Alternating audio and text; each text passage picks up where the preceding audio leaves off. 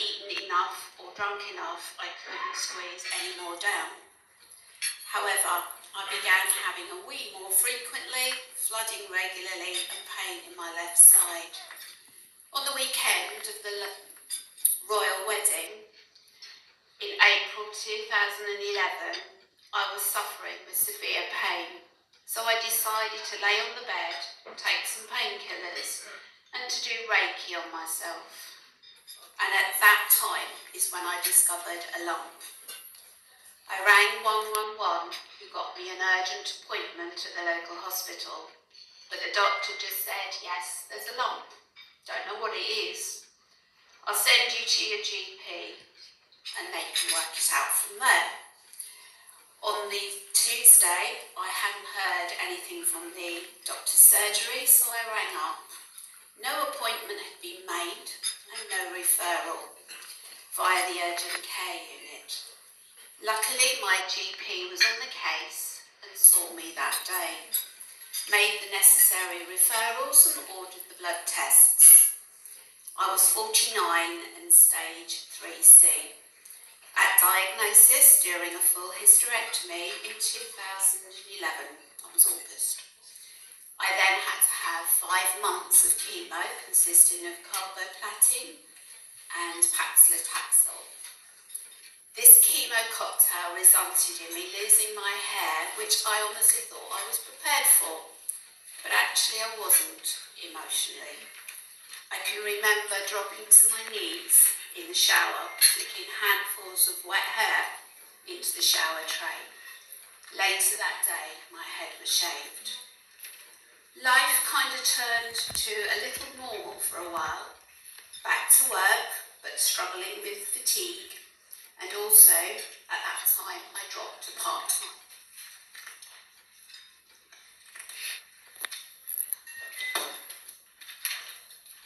I then had a reoccurrence, age 51, after having some scar tissue removed at my GP surgery.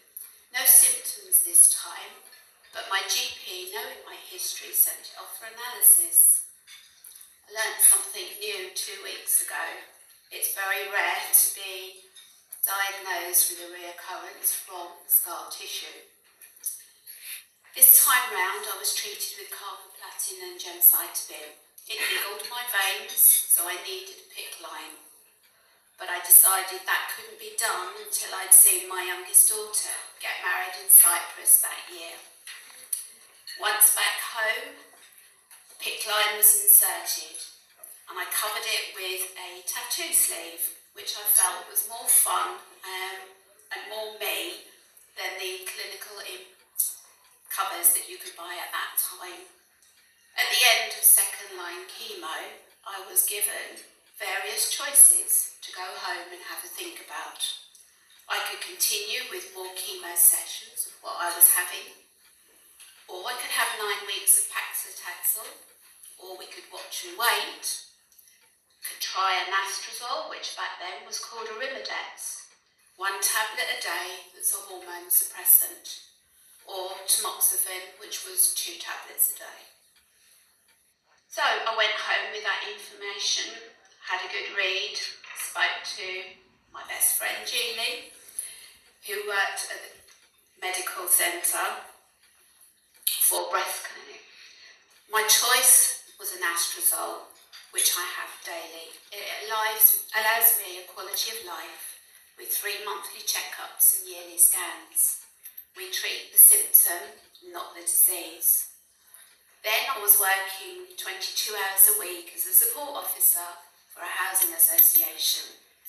That's where I sorted other people's problems, applying for benefits, OT referrals, organising events and activities. However, this has changed recently because I'm now a location manager, which is a whole new ball game.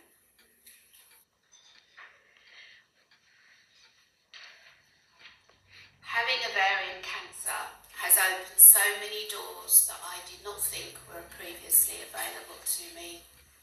Since diagnosis, I've taken part in TV and radio interviews, magazine interviews, photo shoots for brochures about cancer, a video on how drugs drugs are now extending our lives, which I'm very grateful for.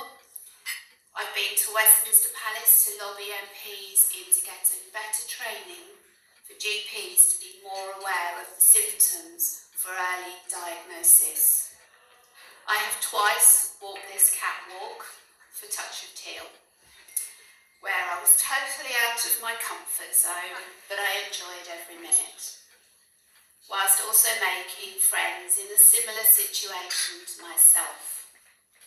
Between the ladies who modelled with me, the various Facebook ovarian cancer pages that I'm part of, these have become part of my support network, as long as family and friends and work colleagues that are supporting you today.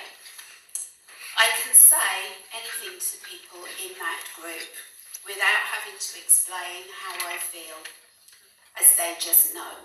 I can be open and honest in a way that I can't be with family and close friends, as I can't bear to see them upset when I broach subjects that I know will upset them. Topics such as what to do with my clothes when I'm no longer here, what music to have at my cremation. I currently have 14 songs, so need to whittle that down. My solution to that one is to have a pure cremation. The decision is then made for me. No music. Anyway, I have decided that now is not the time for these thoughts, as I intend to be around for quite a lot longer. I have many activities to complete on my 50 things to do list. Last year's was to hula hoop, which I'm still doing. I've even hula hooped with fire. Outside, obviously, not indoors.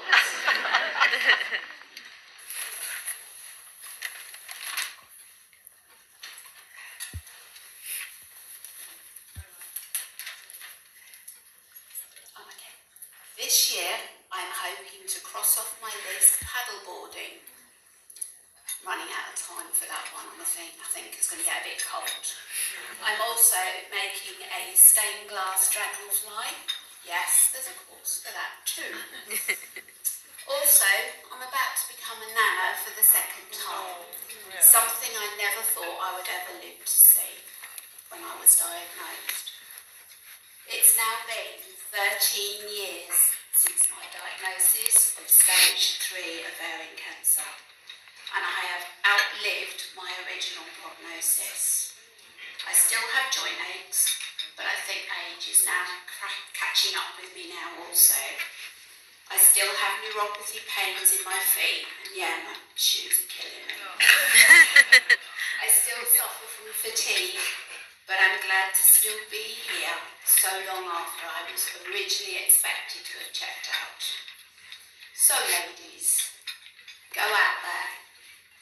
Try new things, sign up for new courses, or sign up for 1 or 2 more. Get out of your comfort zone. If you've never walked this catwalk, sign up, it's great fun, and you make great friends. So, there's still a life to enjoy, even if it comes with limitations. Thank you for listening to my story.